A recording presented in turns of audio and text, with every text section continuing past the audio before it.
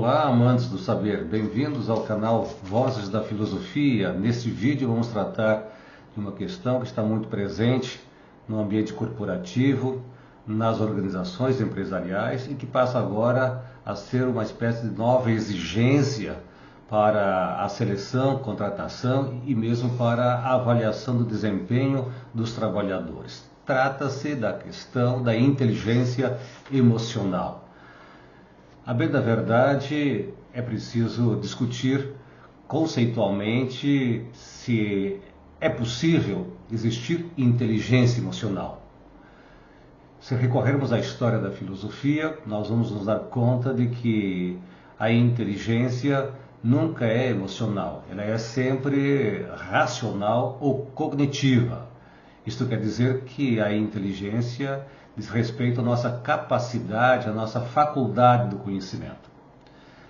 Mas um psicólogo norte-americano de nome Daniel Goleman, em 1995, publicou uma obra cujo título é exatamente este, Inteligência Emocional. Embora ele não seja considerado o autor dessa suposta teoria, ele é aquele que difundiu, popularizou este conceito e vinculou essa teoria ao mundo dos negócios e ao mercado de trabalho. Do ponto de vista acadêmico e científico, a suposta teoria da inteligência emocional é vista com muita suspeita, muito mais como um livro de autoajuda do que como um livro científico ou um livro de ciência do comportamento. Teóricos, estudiosos, filósofos, cientistas lançaram inúmeras críticas contundentes em relação a esta suposta teoria, porque carece de fundamentação e de comprovação.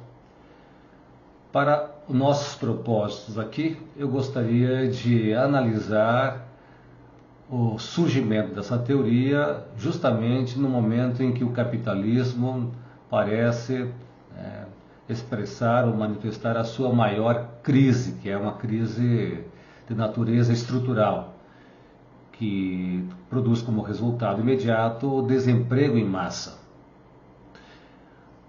De tempos em tempos, o capitalismo inventa novas falácias, novas mentiras, faz novas promessas para a classe trabalhadora a fim de exercer um controle, um domínio sobre os corpos e as mentes dos trabalhadores, evitando assim, digamos, uma revolta ou então a insurgência de movimentos contrários, aquilo que o capitalismo propõe como regra ou como propósito fundamental do próprio sistema, que é a busca do lucro.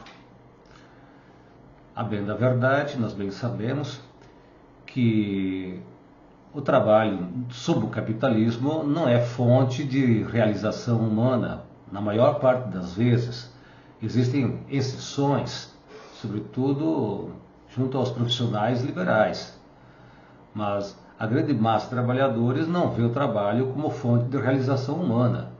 Muito pelo contrário, o trabalho sob o capitalismo é visto como fonte de exploração, de expropriação, muitas vezes inclusive de desumanização, de opressão, de alienação, de modo que muitas doenças ocupacionais acometem a classe trabalhadora. Mas essa teoria, ou melhor, essa suposta teoria, porque a meu ver carece de fundamentação epistêmica, ela afirma que a inteligência emocional é a nova ferramenta de sucesso pessoal e profissional.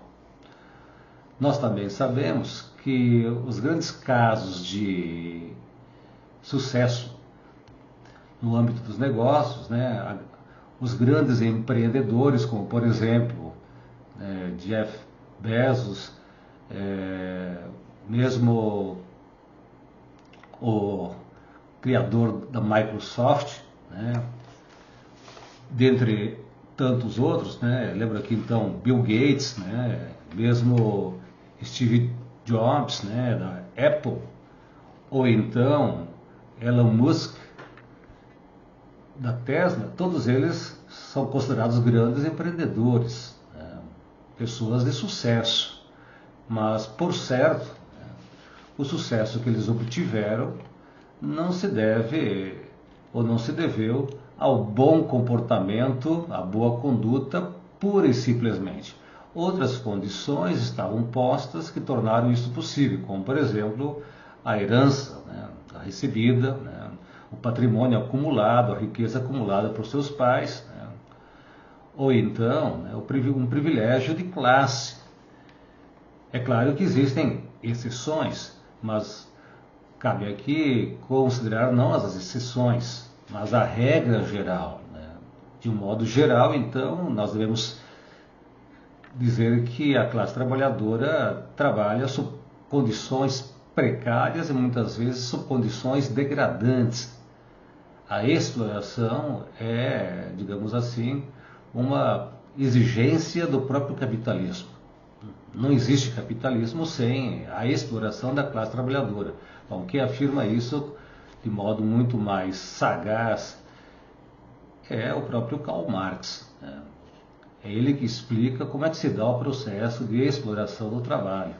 O trabalho sob o capitalismo é fonte de desumanização do próprio homem, ao invés de ser fonte de humanização. Bem, cabe ainda indagar por que então, agora, né, no atual momento histórico, isto é, no atual estágio de desenvolvimento do capitalismo, o mercado de trabalho impõe novas exigências ao trabalhador. Não basta possuir capital intelectual, né?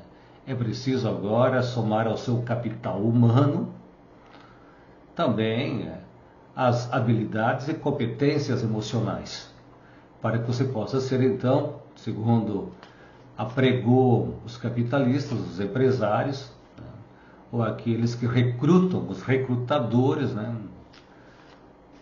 nas empresas, que recrutam os trabalhadores, é preciso agora ser capaz de manifestar, de expressar habilidades e competências emocionais, né? Ou seja, é de fato necessário e imprescindível para ser um bom trabalhador, um bom funcionário, um bom profissional, ser dócil, autocontrolado, disciplinado, obediente e submisso?